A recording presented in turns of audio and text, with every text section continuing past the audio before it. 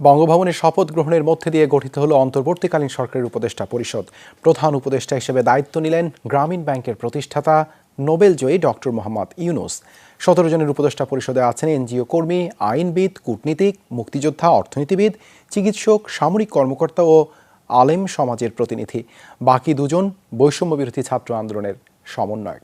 বৃহস্পতিবার রাত 9:15টায় বঙ্গভবনে অনুষ্ঠিত হয় নবীন প্রবীণের সমন্বয়ে গঠিত এই নতুন সরকারের শপথ। ছাত্র জনতার আন্দোলনের মুখে শেখ হাসিনা সরকারের পতনের 3 দিনের মাথায় গঠিত হলো অন্তর্বর্তী সরকার। বঙ্গভবনের দরবার হলে শপথ নিতে আসেন অন্তর্বর্তী সরকারের উপদেষ্টারা। আসতে থাকেন বিভিন্ন রাজনৈতিক দলের শীর্ষ নেতৃবৃন্দ সহ সমাজের বিভিন্ন শ্রেণী পেশার বিশিষ্টজনেরা। রাত 8:30টার পর বঙ্গভবনে আসেন অন্তর্বর্তী সরকার প্রধান নোবেলজয়ী ডক্টর মোহাম্মদ ইউনূস। 9টার পর দরবার হলে আসেন রাষ্ট্রপতি মোহাম্মদ শাহাবুদ্দিন। মুক্তিযুদ্ধের সকল শহীদ ও আন্দোলনে যারা আত্মত্যাগ করেছেন তাদের স্মরণে শ্রদ্ধা নিবেদনের মধ্য দিয়ে শুরু হয় আনুষ্ঠানিকতা। এরপর শপথের আনুষ্ঠানিকতা।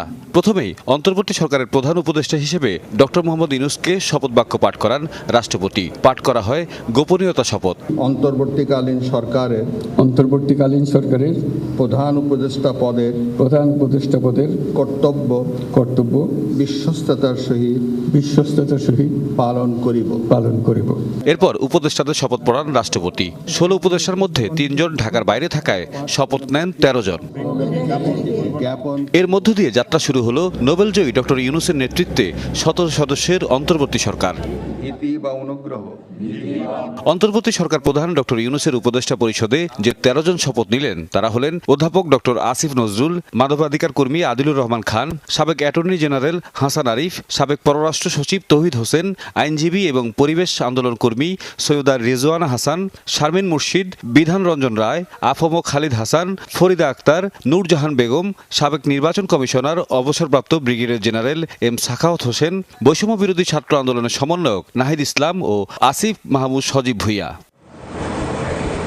চিকিৎসক বিধান রঞ্জন রায়, সাবেক কূটনীতিক সুপ্রদীপ চাকমা ও অপারেশন জ্যাকপটের উপ অধিনায়ক ফারুকি আজম ঢাকার বাইরে থাকায় পরবর্তীতে শপথ নেবেন।